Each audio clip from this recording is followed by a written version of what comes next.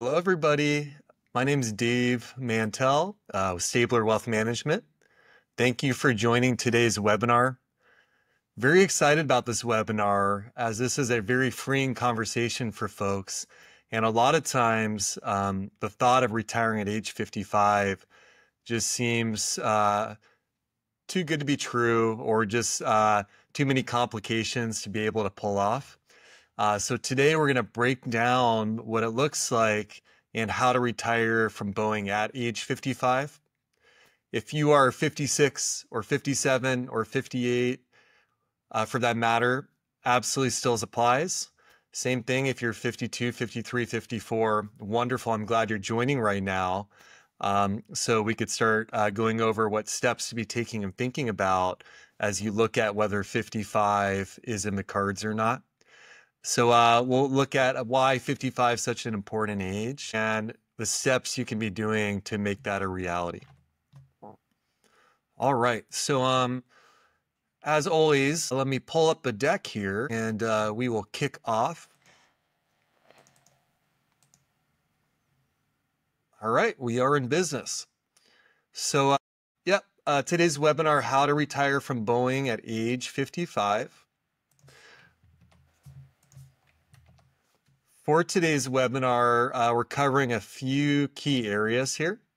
And so the agenda today that we'll be looking at is one, why 55 is such a key retirement age at Boeing. The next one is how do you make your pension decision? Lump sum, annuity, when do you take it? What's the timing? So we'll dive into that. From there, retirement health insurance is a huge factor and probably the number one reason we see where folks do not retire at an earlier age and feel like they need to make it to Medicare age. So we'll spend some time on that. And then from there, how do you make your cash flow work in retirement? At the end of the day, this is what everything evolves around. And we'll kind of wrap up with investing for long-term success. If you're retiring at 55 with medical advancements, we could be looking at a 40 or 50-year retirement even, right? So again, it's something that is really critical to be prepared for. Okay, great. So before we jump into the meat of the presentation, a little bit about us. Stabler Wealth Management, we specialize in working with Boeing employees and retirees. Really what we do best is we help people prepare for retirement, make that transition to retirement, and then enjoy a successful retirement from there. So we have a team of certified financial planners, and we are 110% focused on providing personalized advice to help you get those outcomes that you're looking for. So you could find out more about us, specifically for Boeing folks, at our website, Boeing link to www.planyourboeingretirement.com. So something definitely worth checking out. And we post all these webinars we do, articles, other material there. So a great resource for you, your colleagues to take a look at and spend some time on. Great. All right. So why is 55 the key early retirement age option? Why isn't it 54? Why isn't it 56? So there's a few different items here.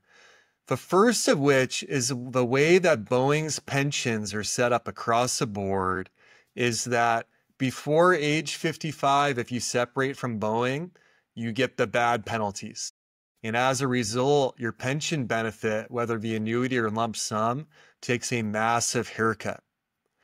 Once you're over age 55 and reach that age, there's still a bit of an age penalty, but it is much, much, much more minor. And in certain instances, retiring earlier more than offsets financially for pension maximization, the age penalty you get beyond 55. And so this at its core is why 55 is the title of our presentation today and the number we're focused on.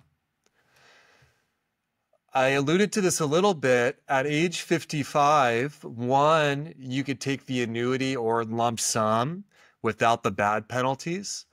Two, that's actually the highest value lump sum age you tend to receive because yes, your pension benefits and therefore your lump sum does go up a little bit, right, as your wages increase and your average salary increases. However, on the flip side, every year you wait to commence your pension, commence your lump sum if you're going to go that route, your actuarial table says you have 1 year less that you're expected to live. And as a result, that reduces how much Boeing has to pay you in lump sum to equal what they anticipate a lifetime of annuity payments to be, if that makes sense. So when you're 56 instead of 55 and you take the lump sum, Boeing say, well, at 56, you have 1 less year of annuity payments we'd otherwise pay you. And so we could give you a little bit less lump sum to account for that. So that's why 55 is a really key age there. And on top of it, this is really a sibling to the penalties, is at age 55, that tends to be the date where you can qualify for early retirement medical from Boeing. And so if that does apply to you, that is a huge money saver because we all know how expensive health costs are, right? And that also kicks in at that age 55 year where you obtain eligibility for that if you check the other boxes in that regard. Okay.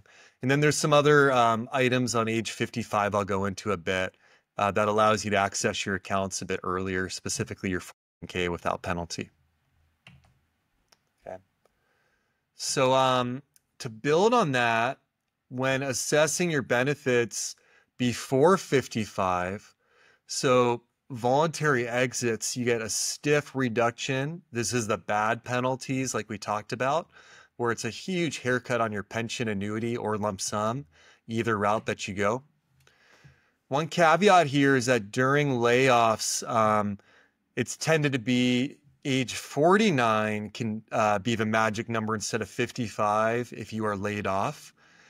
And so that does kind of speed up that process. Or if you're facing layoffs, you know, if Boeing does another round of layoffs, right, and you're kind of part of that, then 49 can still get you the good penalties. But confirm this with HR, right? This stuff's too important to take lightly. So you want to make sure if you're coming across one of these scenarios to get all the details there. On top of that, you know, the title of this presentation is Retiring from Boeing at age 55. I could have called it Leaving Boeing at age 55, Semi-Retiring, Switching Careers.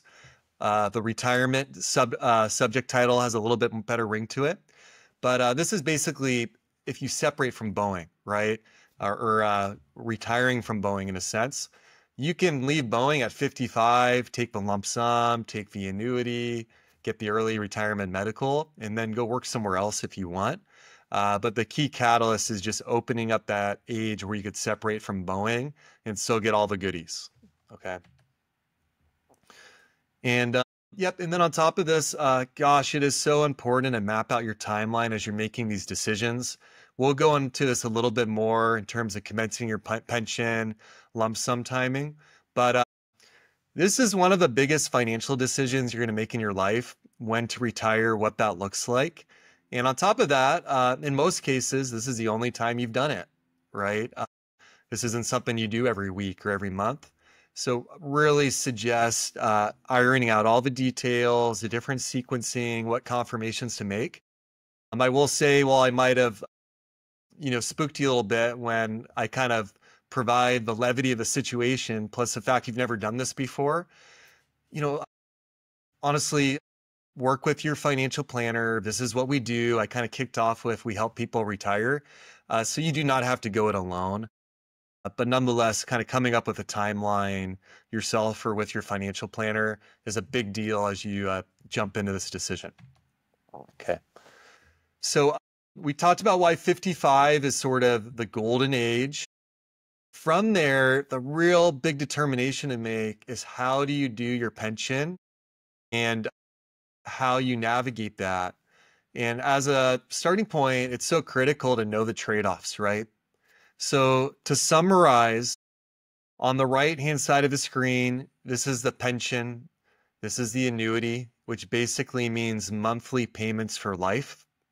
You can choose a survivorship, which means if you pass away, a certain amount continues to your spouse, either the entire pension, 75%, 50%, or none of it. Once you and your spouse are gone, nothing continues to your children unless you choose the 10-year certain option and you pass and your spouse passes within 10 years, right? But otherwise, it stops at you and then your spouse based on that survivorship decision. The lump sum is you say, hey, Boeing, instead of sending me these payments the rest of my life, send me a big chunk of money and I got it from here, right? So rather than, a pension of $4,000 a month or $4,500 a month, you may get a lump sum offer for $800,000 in one chunk or something along those lines. With that, that can grow and you could earn money on it. There's also risk that the markets don't do so well. And it's up to you to basically manage, you and your financial team, financial advisor, to manage that risk. So as we look at the pros and cons on the lump sum on the left, the pros are flexibility. You can choose how it's invested. You could aim to grow it to more of a benefit than the pension would ever total. Legacy. You can have it as part of your estate plan, continue to your family, even once you and your spouse are gone. And then you could time when you take money out. You could take more in the early retirement years, withdrawals as you wait for Social Security to flip on. You could take less if you're trying to manage your taxes in certain years. So you have a lot of flexibility there. The downside is, again, the responsibility of managing that money and the volatility, right? And unknowns in the market. So you have to be comfortable with market risk and have a plan to make sure your money's working for you. And not make any mistakes, right? Or make any sizable ones. Okay, so the pension, someone who says, oh gosh, I don't want to take that market risk. You could take a pension, right? And you get checks for life. So that provides a lot of certainty. The downsides of the pension are that there's no cost of living adjustment increases. What you're getting at 55 is the same you're going to get at 95, right? And so it doesn't keep up with inflation, and then nothing passes on to your heirs. Especially at a certain point last year, we were getting a lot of folks that are getting a bit queasy in terms of, hey, is Boeing going to continue to provide my pension? There's a lot of uncertainty now. I might live 50 more years. Am I going to keep getting these checks? If you go to our website, planyourboeingretirement.com or stablerwealthmanagement.com, under the Insights page, we did a full article and piece on the protections of your pension. But basically, there's a very solid insurance backstop. And despite a lot of the issues Boeing's had, they've done a decent job of keeping the pension funded. But nonetheless, it's always a risk. Rules change, situations change, but a lesser risk than it feels because there's multiple backstops behind just as Boeing solvent.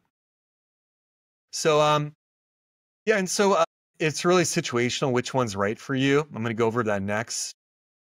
But it's kind of good to understand the pros and cons of each.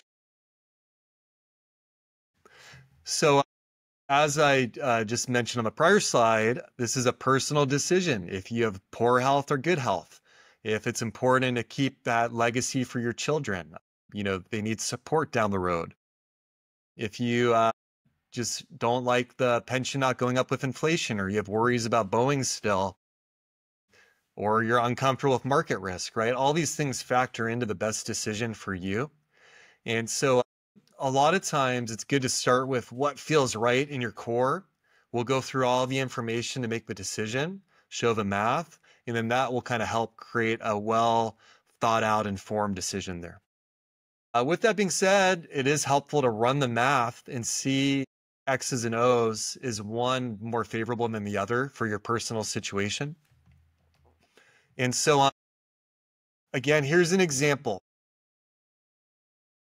By the way, this isn't apples to apples in terms of what we're currently seeing with lump sum payments, but it just helps to kind of go over the math. But let's say your pension's $4,200 a month, or you could take $1 million lump sum running the math on that, basically, you can get $50,000 a year for the rest of your life or $1 million up front, right? And so running a break-even analysis helps break that down. So 50,000 a year divided by $1 million is 5%, right? Pretty straightforward math. So if you can make 5% on your lump sum, probably pretty attractive to take the lump sum in that scenario. If you don't feel confident about making that return, or your math is 7 or 8%, that might lead you a little bit more the other way. But running a break-even analysis helps a lot there. And in general, I will say, typically once you retire, you start the pension. There's not much of a benefit for waiting. I'll go over this a bit when I talk about how the pension's calculated on the lump sum front. Sometimes you might wait a little bit if we're seeing big changes in interest rates, which will impact your lump sum. But generally speaking, especially if you're taking the annuity, you typically want to flip that on as soon as you retire. As I noted, I beat the bullet, but yeah, lump sum segment rate timing is one caveat. Okay. All right, so I talked a little bit about this on the last slide, but here's kind of a good way to think about comparing the annuity to the lump sum. Again, in this scenario, this employee is 55, their pension's $4,200 a month, about $50,000 a year, or they could take the lump sum of $1 million. Again, in most cases, we're not seeing that lump sum amount relative to the monthly annuity. During COVID, we were, right, or higher as we saw interest rates, segment rates go down so much. Right now it's less, but I just want to go through the math here. So in this scenario, if you took the lump sum and you put it under the mattress and did not earn a dollar on it, it would take 20 years of $4,200 a month annuity payments, where those annuity payments totaled $1 million.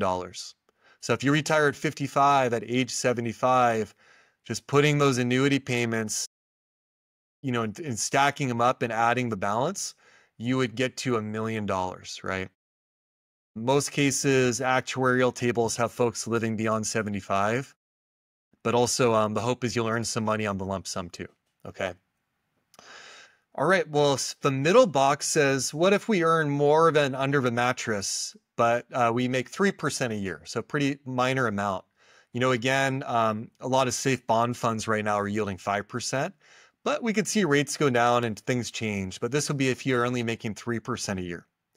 What would happen is on that $1 million, you make 3% a year, 30,000, each year. That's a big chunk of change you're earning on top of the starting $1 million principal amount. Still less than the 50,000 a year you're making on the annuity, right? So 50,000 a year is more than 30,000. So basically that delta, $20,000 a year, that would take 50 years until the higher annuity payments caught up, right? And so basically you have $1 million, you earn 30,000 a year. You're short 20 grand a year from what the annuity is. So 20,000 a year times 50 is $1 million. The reality is that this is a simplified example. As your $1 million, if you're kind of pulling from that to equal the annuity, and it goes down from $1 million to 980 to 960, it would be a shorter time frame because in 20 years, right, you have less than $1 million. So, you're earning 3% on less than $1 million isn't, 30,000. But nonetheless, just for illustrative purposes, simplified example, that'd be 50 years if you're only making 3%, age 105 for things to catch up. The far right box is, what if you make 5% a year? So still a pretty conservative number, but maybe that's kind of more realistic in retirement on that $1 million lump sum. 5% of $1 million is 50,000, right? That's as much as the annuity, plus you have your lump sum. So the annuity would never catch up. You're earning the same on investment returns as you are on the annuity. Yeah, there's some sequencing timing here. If you have a tough first year in the market and then a good later year, but nonetheless, just simplified example, this is a reasonable way to think about it. if you knew you were going to make 5% in the scenario on the lump sum, you should probably take the lump sum because your million's going to hang where it is. Plus, you're getting the same income on your investments that you would be on the annuity. Okay. And so kind of taking it one step further, that gray bar at the top is $1 million lump sum. And so the other bars are how many years it takes for the annuity to catch up. So you could see in that first example, if you earn nothing, it takes you to age 75 or so. If you're 55, about 20 years. You make 3%, it's gonna be like 50 years till it catches up. If you make 4%, so not 5, but 4%, it would be like 100 years for the difference because you're making 40,000 a year on your lump sum, not too far off from the 50,000 a year annuity. So that would take you to like age 155 before it catches up. So based on the returns, that's why it's important to get the returns you need to be getting and should be getting if you take the lump sum. This is how the math works out. Okay. And I mentioned before, right now, high quality bond funds, you're earning about 5% on that portfolio, give or take. Rates can go down, things can change, but there are some compelling options, even if you're not a risky cowboy investor. But it's still good to run the math and see what makes the most sense. Okay, looping back on segment rates and timing risk, essentially the Boeing lump sum is an actuarial calculation. They look at your pension benefit, your age, and based on your age, actuarial mortality tables, how long you're expected to live. And they say, okay, you're expected to live X number of years. Your pension is this. If you take the annuity, we're going to look at what I view as conservative interest rates are. So segment rates per the IRS guidelines. And we're going to assume how much money do we have to give you up front if you could earn those interest rates for it to last you over your mortality table timeline. And so the higher the segment rates, the lower the lump sum, as Boeing's expecting you'll earn more on the lump sum. So timing matters. Running the pension benefits, most of this is electronic now. Leaving Boeing, so terminating from Boeing, is different than commencing your pension. You could terminate from Boeing and then wait 3 months and commence your pension. Typically, you don't do that, especially if you're taking the annuity. You want to start getting your payments right away. You don't want to miss payments. It barely goes up if you wait on a payment, so you don't want to miss the payments that you paid in. If you're taking the lump sum, though, and you're saying, hey, I'm retiring in November of this year, if interest rates start going down a lot later in the year, and it looks like come November, we're going to have lower rates this November than last November, it may pay off even if you retire in that October, November, December timeline. You might wait to commence your lump sum until January if you expect or if it looks like the segment rates will be a lot lower and your lump sum will go up a lot. And so it's important to run the math on it. If you're like, ooh, it looks like I might get an extra $5,000 in lump sum, that may not offset the downside opportunity costs of having to wait a few months to get that lump sum amount when you could start earning on it. But nonetheless, we've seen these huge changes in the environment and interest rates with everything going on in the world. So we got to keep an eye on where segment rates are coming up on your retirement date, because it could be tens of thousands of dollars waiting a couple of months on your lump sum potentially. And that could go either direction, right? If you're planning on retiring in February, if rates go up a bunch, you may want to retire in December to get the prior year lower segment rates. So this is something to keep an eye on because we've seen a lot of interest rate volatility. I have a note on timing with tax planning. If you're 65 and you retire from Boeing, you can wait to take the annuity payments. And then when you start them, they'll give you back payments for the ones that you missed. Sometimes we'll see this if it's a higher tax year and you want to defer getting your annuities until the following year when you're retired. So sometimes that occurs, but for this presentation, retiring at 55, if you're taking the annuity, you should probably turn that guy on right away. So, all right. So health insurance at retirement. This guy is a doozy. It is a big deal.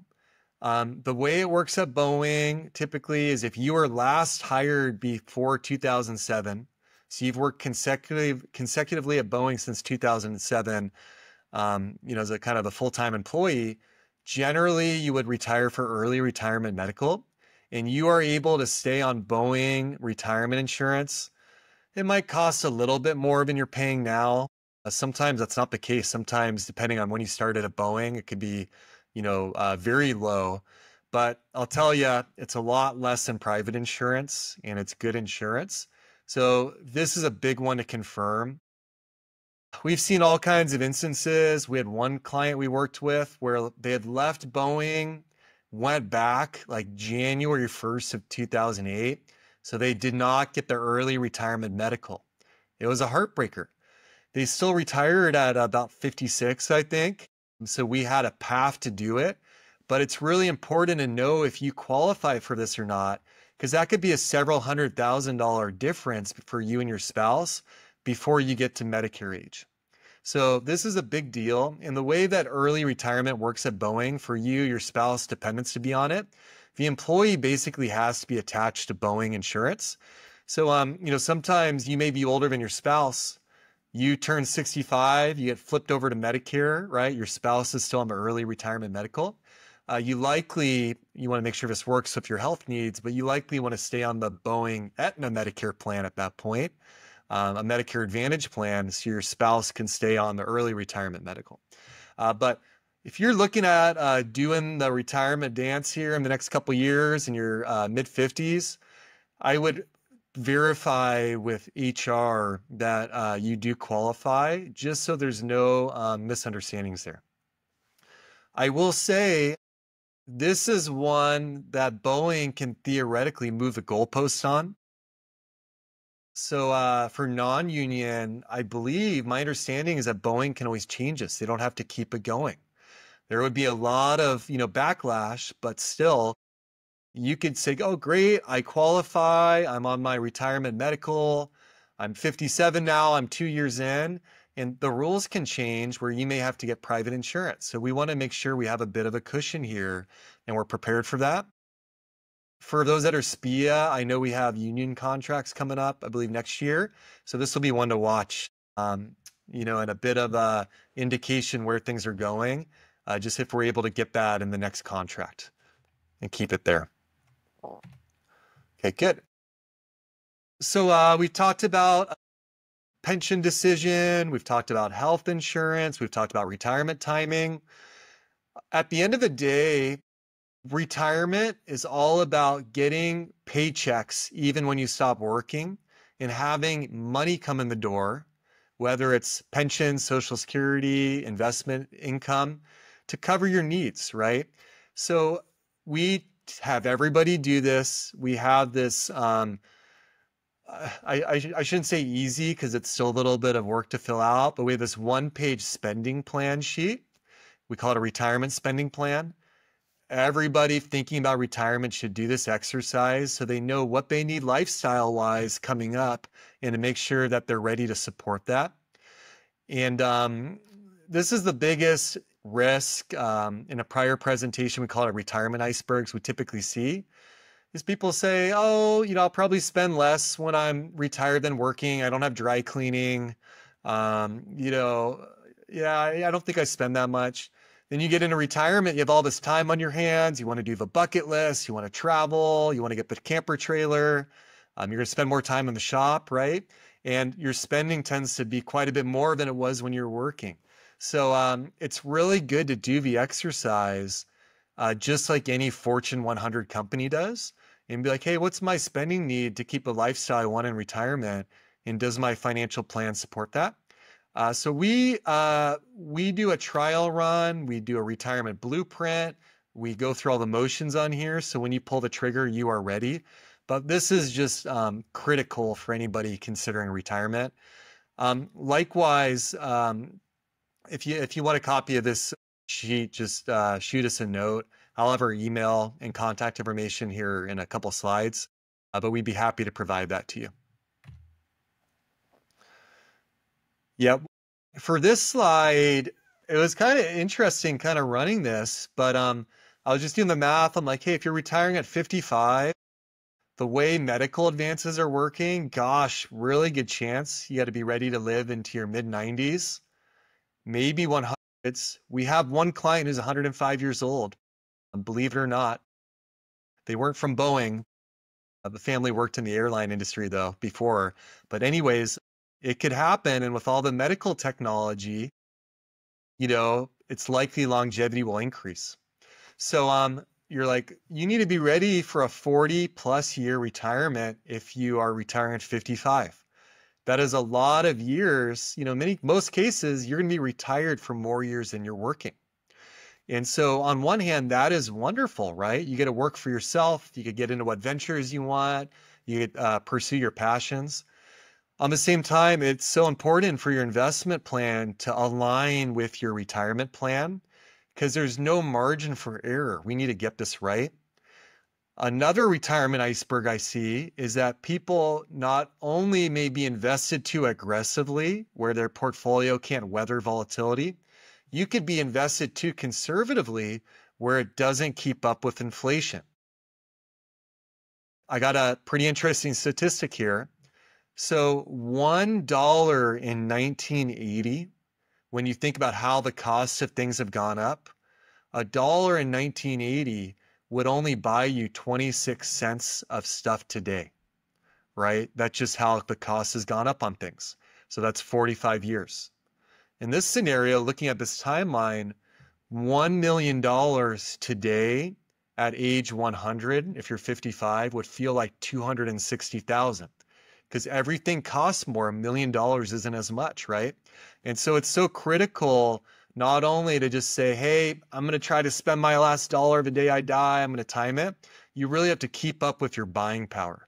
So we want to align your investment allocation, your cash flow needs. We are big fans of a bucket strategy where that's basically breaking out, here's my spending needs, here's how I'm going to take income in retirement every month, like a paycheck. Here's one-off expenses that I have, travel, new vehicle, helping family. And then I'm going to match my investments where the investments and the risk match that timeline. Money I need over the next couple years, short-term high-quality bonds. Money I need the next handful plus, let's call it years 2 to 7, 2 to 10. Again, quality bonds, but maybe a bit more income on that. Money I don't need for 8 or 10 or 15 years should be more growth oriented. And so this is the way we do it. And it's the same way that pension plans think about it or insurance companies, right? It's a professional way to approach it and a very, thoughtful way with that as well. If I lost you on the slide again, this is what we do, right? You partner with folks like us to be at your side, providing suggestions and making all these decisions alongside with you and helping you. So don't stress out. I think it's more just creating a little bit of a punch list or checklist for things to work on. So bringing it all together, we got a little case study here. So Erin, she is 55, engineer, SPIA. She's pulling the trigger. She's retiring at age 55. She ran the math along with her financial planner, us, to throw us a bone, taking the Boeing lump sum that made more sense, more management of tax picture, legacy for children, and just a confidence based on the return break-evens. It penciled for her. And she did qualify for retiree medical, which is a big deal. So she's able to stay on Boeing's health insurance, her and her spouse. Did the spending plan, figured out exactly how much cash she wants hitting the bank every month, landed at a case where she wants a similar amount hitting her bank every month as when she was working. However, we also outlined one-off purchases, gifts to children to help with down payments down the line, and then bucket list travel. So we added in the spending plan kind of those one-off items on top of that. The retirement paycheck took from a combination of 401k. Even though she's not 59 and a half, she's able to tap her 401k at age 55 without penalty because She's separating from her employer, so that opens up the ability to tap your 401k without penalty from your most recent employer. And she had some brokerage money, non-retirement money that we could tap without taxes. She's already paid tax on that. So we did a combination to keep her in a really low tax bracket. And as we looked forward and we expected Social Security to kick in, required minimum distributions in her 70s, or money to grow over time, we ended up doing Roth conversions in these early retirement, we call them gap years, at a very favorable tax rate. And in this case, tucking within the 12%, but commonly we'll do this at the 22 or 24%, where we're not worrying about Medicare IRMA insurance yet. And as a result, when we stress test the picture, we ran her financial plan trial run, 93% success rate. Some of you overachievers out there may say, I want 100%. But the reality is there's such a range of outcomes. We view this as what's the chance you don't have to make an adjustment in retirement? And having only a 7% chance of adjustment is a really sound place to be without having to reduce your lifestyle, skip trips, make changes. So in this case, early retirement was a grand slam and Aaron pulled the trigger. And so a similar exercise that every one of you want to be doing. And again, we're here to do it with you. This is what we do. So I'd really take us up on this. I mentioned stress testing and you're like, what's this 93% business you're talking about? Yeah, through our financial planning tool, we run a Monte Carlo simulation, which is basically running 1,000 different stress tests and scenarios to see what if we have a 2008, what if there's a Great Depression, what if we have inflation, what if we have deflation, and just making sure the picture lasts and holds up through those. What if there's another big tariff fallout? What if the geopolitical tensions increase, right? And so we know we're going to go through volatility in market events over time. We just want to make sure that we have a path to weather those. And on top of that, your investment portfolio is designed to do so. And so that is part of making the decision is you really want a passing grade on your Monte Carlo. Or we could pull different levers in terms of retirement date, retirement spending, goals that can get you to a comfortable place. And so this is what we're referencing with that probability of success and something we strongly suggest doing before you put in your notice to Boeing. Okay. Little bit of a fire hose, looking at the clock on this. We covered a lot of ground, but this is awesome stuff, right? And exciting stuff for anyone who's on here looking at it. A couple takeaways. Get your personal retirement checklist from us. This goes over step by step. If you're maybe not ready to meet with us, but you would like us to share some of this information, please do so. We're happy to do that. For that matter, if you want that spending sheet that I mentioned on the prior slide, happy to. You can just send us an email at team@stabler, STABLERWM.com, and we'd be happy to get those to you. And on our website, we keep the information coming. I'm happy to add you to our mailing list as well. But as we have new articles, case studies that we're providing, webinars, videos, we'll share those. On top of that, this is what I do, right? But get your second opinion on a retirement plan. This is just such a big financial decision for you. You only do it once if you do it right. So reach out to us. For joining us today, we're offering a 1-hour complimentary financial checkup. What that will entail is you could sign up and set up an introductory conversation with me to get a lay of the land, your goals, your picture. And then we'll set up a no-cost hour complimentary session to dive in, answer questions, start kind of mapping out that retirement trial run blueprint. Best way to do this one is if you go to our website, planyourboeingretirement.com or stablerwealthmanagement.com. And you could Google us as well. There's a big orange button at the top that says Let's Talk. Click that guy. It'll show kind of phone or Zoom introductory meeting option. And you can get on my calendar and let's talk about it. So really encourage all of you to do it.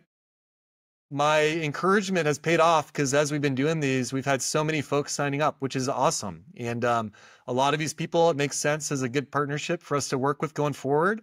A lot of folks we talk to, it's just a good information gathering system where we could give some good feedback. So nonetheless, really encourage you to do it. And then we're going to be holding more of these webinars.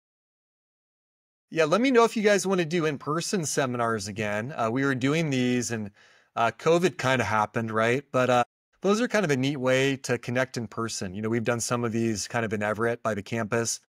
So I'd love to hear feedback if you guys want to do that. Again, email us at team@stablerwm.com or just set up a session with us and we could chat about it.